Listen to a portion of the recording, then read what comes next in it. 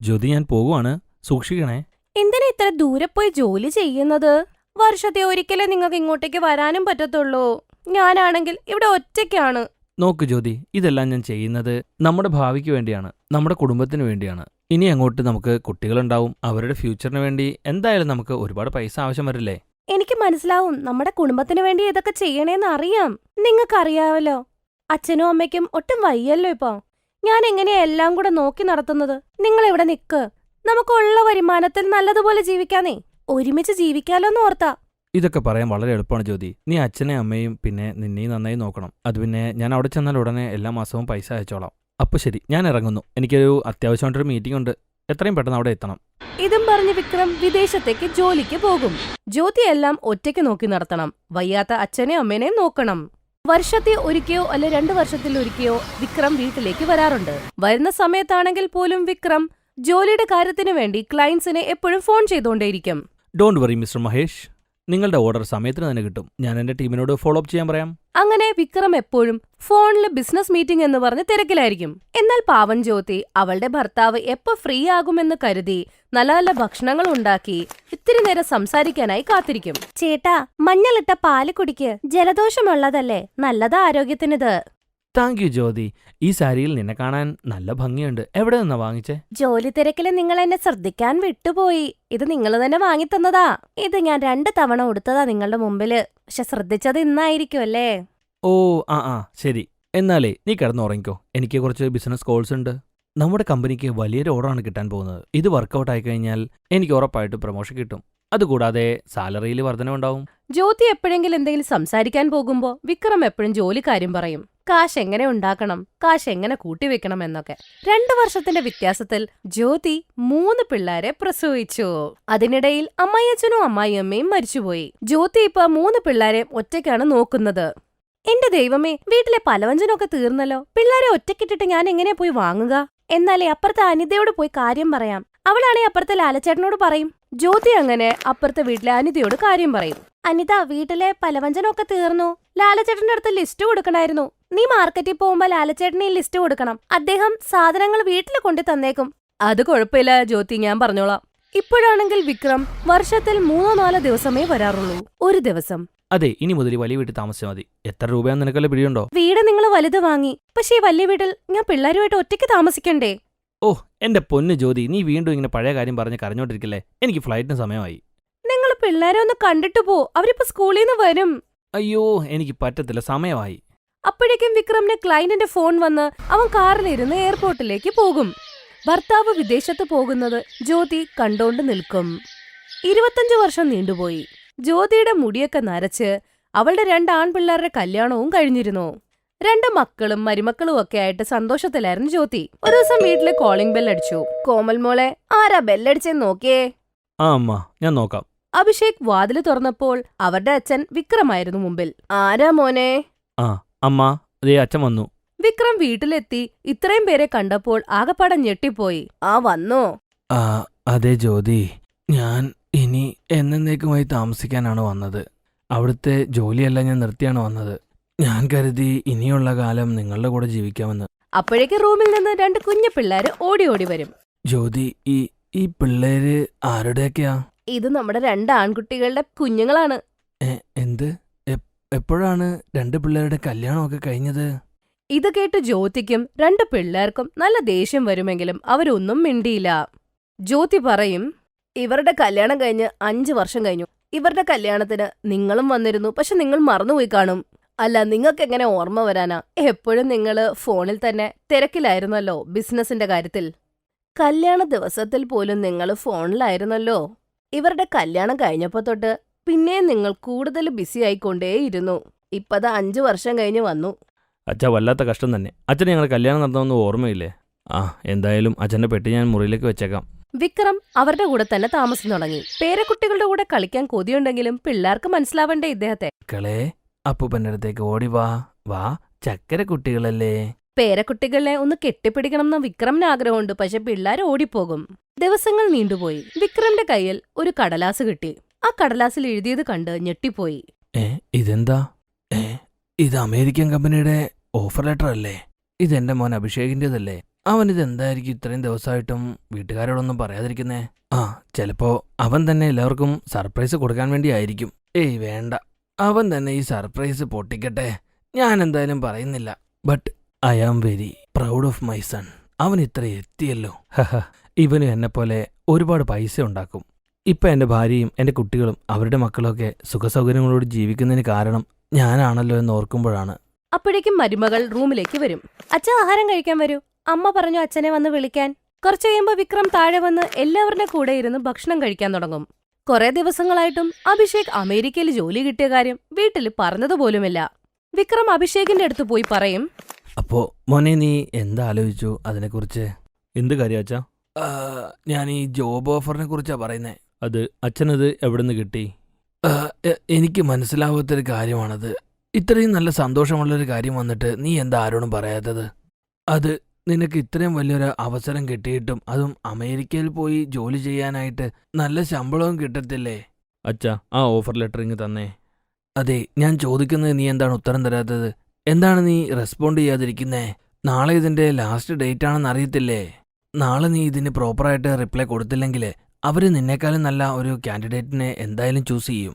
നീ എന്തിനാണ് ഇത്രയും നല്ലൊരു അവസരം കളയുന്നത് മോനെ? എനിക്ക് അവിടെ പോകാനായിട്ട് താല്പര്യമില്ല. കുറച്ച് പൈസക്ക് വേണ്ടി എന്റെ കുടുംബം കളഞ്ഞിട്ട് പോകാൻ എനിക്ക് താല്പര്യമില്ല. ഞാൻ അച്ഛനെ പോലെ അല്ല പൈസക്ക് വേണ്ടി എല്ലാം വിട്ടിട്ട് പോകാനായിട്ട്. അഭിഷേക് നിലവിളിക്കുന്നത് കേട്ട് വീട്ടിലുള്ള എല്ലാവരും അങ്ങോട്ടേക്ക് ചെല്ലും. മോനെ അഭിഷേകേ, നീ എന്താണ് അച്ഛനോട് ഇങ്ങനെയൊക്കെ സംസാരിക്കുന്നത്? സത്യമാണ് പറയുന്നത്. സത്യം പറയുമ്പോൾ എന്താ ഇഷ്ടപ്പെടുന്നില്ലേ? പണം ഉണ്ടാക്കാനുള്ള ഹരം കയറിയിട്ട് അച്ഛനൊരു കുടുംബം ഉള്ളതുപോലും അച്ഛൻ മറന്നല്ലേ നടന്നത്. ഞങ്ങളുടെ അമ്മ ഞങ്ങൾ 3 മക്കളെയും ഒറ്റക്കാണ് വളർത്തിയത്. അത് അച്ഛൻ അറിയാമോ? മാസാമാസം രൂപ അയക്കുന്നത് മാത്രമല്ല അച്ഛാ ഒരു കുടുംബത്തിന് ഉത്തരവാദിത്തം. അച്ഛൻ മാസം പൈസ അയക്കും. അത് ATM-ൽ നിന്നും പോയി എടുക്കാൻ പോലും എൻ്റെ അമ്മയ്ക്ക് അറിയത്തില്ലായിരുന്നു. അയൽപക്കക്കാരുടെ സഹായം കൊണ്ട് മാത്രമായിരുന്നു അന്ന് അമ്മ പൈസ എടുത്തിരുന്നത്. പല രാത്രികളിലും ഞങ്ങൾ ഉറങ്ങാൻ വേണ്ടി അമ്മ ഉറങ്ങാതിരിക്കുമായിരുന്നു. മഴയാണെങ്കിലും വെയിലാണെങ്കിലും ഞങ്ങളെ സ്കൂളിൽ കൊണ്ടുവിടും. മറ്റു കുട്ടികൾക്ക് അച്ഛൻ്റെ സ്നേഹം കിട്ടുമ്പോൾ നോക്കി നിന്ന് ഞങ്ങൾ ഒരുപാട് കരയുമായിരുന്നു. ഞങ്ങളുടെ അച്ഛൻ ഞങ്ങളെ ഒന്ന് കെട്ടിപ്പിടിക്കാനായിട്ട് കൊതിച്ചിരുന്നു. പക്ഷേ 4 ദിവസത്തെ അവധിക്ക് അച്ഛൻ വരുമ്പോൾ എപ്പോഴും ഫോണിലല്ലായിരുന്നോ? അച്ഛൻ ഒരുപാട് പൈസയൊക്കെ ഉണ്ടാക്കി. പക്ഷേ അച്ഛൻ നഷ്ടപ്പെടുത്തിയത് അച്ഛൻ്റെ ജീവിതത്തിലെ ഒരുപാട് മനോഹരമായ നിമിഷങ്ങളായിരുന്നു. അതൊന്നും അച്ഛന് പറഞ്ഞാൽ മനസ്സിലാവില്ല. അച്ഛനും അമ്മയുടെ നല്ല നിമിഷങ്ങൾ, ഒരു ഭാര്യയുടെ സ്നേഹം, കുട്ടികളുടെ ചെറുപ്പകാലം, അങ്ങനെ ഞങ്ങൾ അനുഭവിച്ചതൊന്നും എൻ്റെ പിള്ളേർക്ക് വരാൻ ഞാൻ ഒരിക്കലും സമ്മതിക്കില്ല. ഞങ്ങൾ ഇവിടെ നിന്ന് കുറച്ച് സമ്പാദിച്ച് കുറച്ച് ചെലവാക്കി ജീവിക്കും. ഒന്നുമില്ലെങ്കിൽ ഞങ്ങൾക്ക് ഞങ്ങളുടെ കുടുംബത്തിൻ്റെ കൂടെ നല്ല നിമിഷങ്ങൾ ആസ്വദിച്ച് ജീവിക്കാമല്ലോ. മകൻ അഭിഷേക് പറഞ്ഞ കാര്യങ്ങൾ കേട്ട് വിക്രം ഒരു നിമിഷത്തിൽ അവന്റെ യൗവനം നഷ്ടപ്പെട്ടു പോയത് ആലോചിച്ചു. സമ്പാദിച്ചത് പൈസ മാത്രമായിരുന്നു. പിള്ളേരുടെ സ്നേഹം, ഭാര്യയുടെ സ്നേഹമൊന്നും ആസ്വദിച്ചില്ല. വിക്രം ചെയ്ത തെറ്റ് അവന് മനസ്സിലായി. എല്ലാവരുടെ മുമ്പിലും, പ്രത്യേകിച്ചും ജ്യോതിയുടെ അടുത്ത് ക്ഷമ ചോദിക്കും. ഒരുപാട് സംസാരിക്കാനായി ആഗ്രഹിച്ച ആ പഴയ ജ്യോതി ഈ അവസരത്തിൽ ഒന്നും തന്നെ മിണ്ടിയില്ല. ആകെ പറയാനുള്ളത് അവൾക്ക് കണ്ണീരിന്റെ കഥ മാത്രമായിരുന്നു.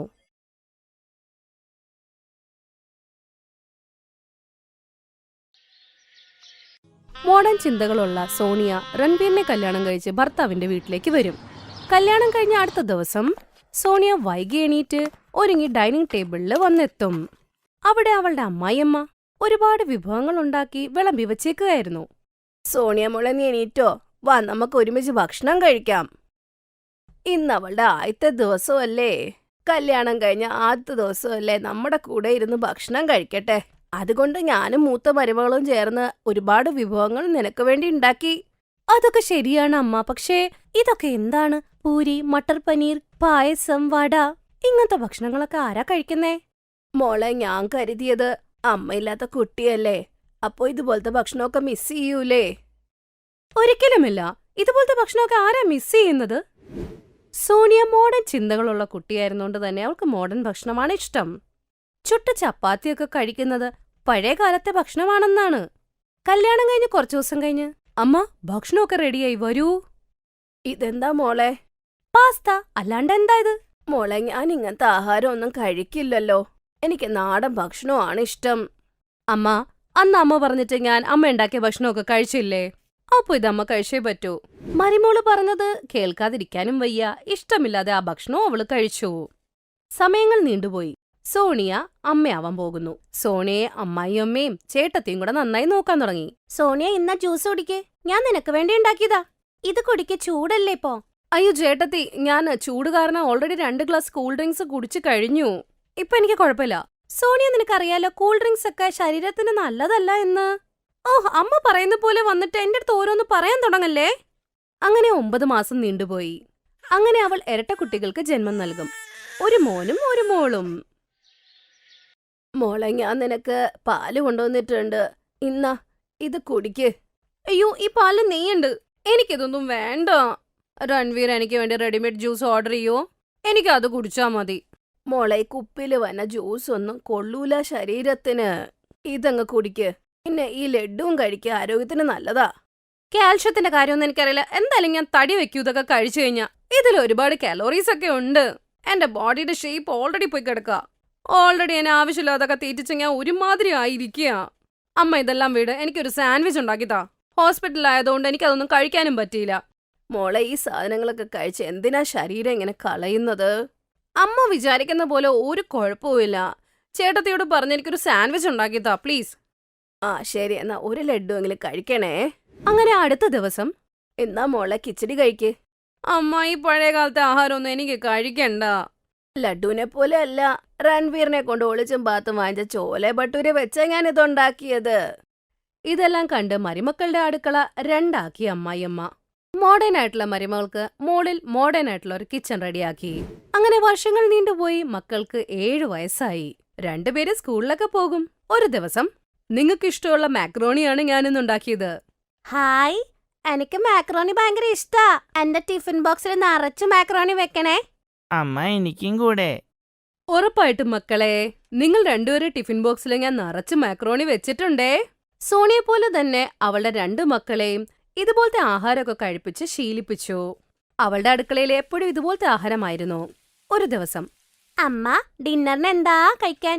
മോളെ, എനിക്കിന്ന് നടുവേനയാ, ആഹാരം ഉണ്ടാക്കാനൊന്നും വയ്യ.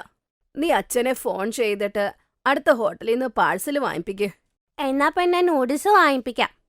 റൂഹി രൺവീറിന് കോൾ ചെയ്യും. ആഹാരമൊക്കെ മേടിച്ചോണ്ട് വരാനായിട്ട് പറയും. കുറച്ചേരം കഴിയുമ്പോൾ അവരുടെ വീട്ടിൽ പാഴ്സൽ വരും. വാതിൽ താഴെയായതുകൊണ്ട് അമ്മായിയമ്മ തുറക്കും. മുകളിൽ താമസിക്കുന്ന മാഡം ഓർഡർ ചെയ്തതാണ്. ഇത് പറഞ്ഞ് കൊറിയർ ബോയ് അവിടെ നിന്ന് പോകും. സോണി എപ്പോഴും സോണിക്ക് ഇഷ്ടമുള്ള കാര്യങ്ങളെ ചെയ്യാറുള്ളൂ. അതുകൊണ്ട് തന്നെ വീട്ടിൽ Maggi, noodles, burger, sandwich, pizza അതുപോലത്തെ ആഹാരമായിരുന്നു. ഇനി ചൂടുകാലത്ത് പിള്ളേർക്ക് മാംഗോ ഷേക്ക് വേണമെന്ന് പറയുമ്പോ, മാംഗോ ഷേക്ക്, മാങ്ങയൊക്കെ എടുത്ത് ഇനി എല്ലാം ഷേക്ക് അടിക്കേണ്ടത് പാടാ. ഇന്നാ ഫ്രൂട്ടി ഉണ്ട്, ഇത് കുടിച്ചോട്ടോ. അപ്പോഴത്തേക്കും ചേട്ടത്തി അവിടെ വരും. മക്കളെ, ഇത് മാങ്ങയുടെ ജ്യൂസാ, കുടിച്ചു നോക്ക്. നാട്ടിലെ ചിറ്റമ്മ കൊണ്ടുവന്നതാ. പണ്ടത്തെ കാലത്തൊക്കെ ചൂട് വരുമ്പോ ഇതാ കുടിച്ചോണ്ടിരുന്നത്. ഇത് ഹെൽത്തിയാണ്. ചിറ്റ വന്നിട്ടുണ്ടോ? അത് ശരി ചേട്ടത്തി. ഇതുപോലത്തെ സാധനങ്ങളൊന്നും എന്റെ പിള്ളേരെ കുടിപ്പിക്കാൻ നോക്കല്ലേ. പിള്ളേരെ, കൂൾ ഡ്രിങ്ക്സ് കുടിക്ക്. ഞാൻ നിങ്ങൾക്ക് വേണ്ടി പാറ്റീസ് ഉണ്ടാക്കിയിട്ടുണ്ട്. നാട്ടിൽ നിന്ന് വന്ന ചിറ്റ ഇതെല്ലാം കണ്ടുകൊണ്ട് നിൽക്കുകയായിരുന്നു. 2 ദിവസം നിന്നപ്പോ തന്നെ എല്ലാ കാര്യം പിടികിട്ടി. ഒരു ദിവസം സോണിയുടെ അമ്മായിയമ്മയും ചേട്ടത്തിയും എന്തോ കാര്യത്തിനായി ഹരിദ്വാര് പോയേക്കുമായിരുന്നു. പെട്ടെന്ന് രൂഹിക്കും യശനും ഒട്ടും വയ്യാണ്ടാകും. അവരെ ഹോസ്പിറ്റലിൽ കൊണ്ടുപോകുമ്പോൾ ഡോക്ടർ അവരോട് പറയും, യഷിന്റെ ലിവറിന് ഇൻഫെക്ഷനായി. നിങ്ങൾ പതിവായി ഫാസ്റ്റ് ഫുഡ് കഴിക്കുന്നതുകൊണ്ടാണ് ഇങ്ങനത്തെ രോഗങ്ങൾ ഉണ്ടാവുന്നത്. മൈദ കൊണ്ടുണ്ടാക്കുന്ന നൂഡിൽസ്, പാസ്ത, മോമോസ്, മാഗി ഇതൊക്കെ കഴിച്ചിട്ടാണ് റൂഹിയുടെ വയറ്റിൽ ഇപ്പോൾ സ്വെല്ലിംഗ് വന്നത്. പിള്ളേരുടെ ഭക്ഷണകാര്യത്തിൽ ഇനി അങ്ങോട്ടേക്ക് നല്ല ശ്രദ്ധ വേണം കേട്ടോ. ഇതെല്ലാം കേട്ട് സോണിയുടെ കണ്ണു നിറഞ്ഞു പോകും. വിഷമിക്കണ്ട മോളെ, ഞാൻ ഇവിടെയില്ലേ. നിന്റെ അമ്മായിയമ്മയും ചേട്ടത്തിയും വരുന്നത് വരെ ഞാൻ പിള്ളേരെ നന്നായി നോക്കിക്കോളാം കേട്ടോ. അങ്ങനെ ചിറ്റമ്മ ലൈറ്റായിട്ടുള്ള ഫുഡ്, കഞ്ഞി, പയറ്, സേമിയ, റവ, വെജിറ്റബിൾ കറി, പരിപ്പ് കറി, ഇമ്മ്യൂണിറ്റി പവർ കൂട്ടാനായിട്ട് നെയ്യിലുണ്ടാക്കിയ ലഡ്ഡു, അതെല്ലാം കഴിച്ചു കഴിഞ്ഞ് 2 പേരും ഓക്കെയായി. ഇതെല്ലാം കണ്ട് സോണിയയ്ക്ക് അവൾ ചെയ്ത തെറ്റ് മനസ്സിലായി. ഇതൊക്കെ തന്നെയായിരുന്നു അമ്മായിയമ്മയും ചേട്ടത്തിയും അവൾക്കും കൊടുത്തിരുന്നത്. പക്ഷെ പഴയകാലത്തെ ഭക്ഷണമാണെന്ന് പറഞ്ഞ് അവൾ ഒഴിവാക്കുമായിരുന്നു. ഇതുപോലത്തെ ഹെൽത്തി ഫുഡ് കഴിച്ച് പിള്ളേര് ആരോഗ്യത്തോടെ തിരിച്ചു വന്നു. ഈ മാറ്റങ്ങളൊക്കെ കണ്ട് ചേട്ടത്തിയമ്മയ്ക്കും അമ്മായിയമ്മയ്ക്കും സന്തോഷമായി. ബന്ധങ്ങളിൽ പുതുമയും പാരമ്പര്യവും ഒരുപോലെ ആസ്വദിക്കേണ്ടതാണ്. പരസ്പരം പഠിപ്പിക്കുന്ന ബന്ധമാണ് ഏറ്റവും രുചികരമായ ബന്ധമെന്നാണ്. Thanks for watching.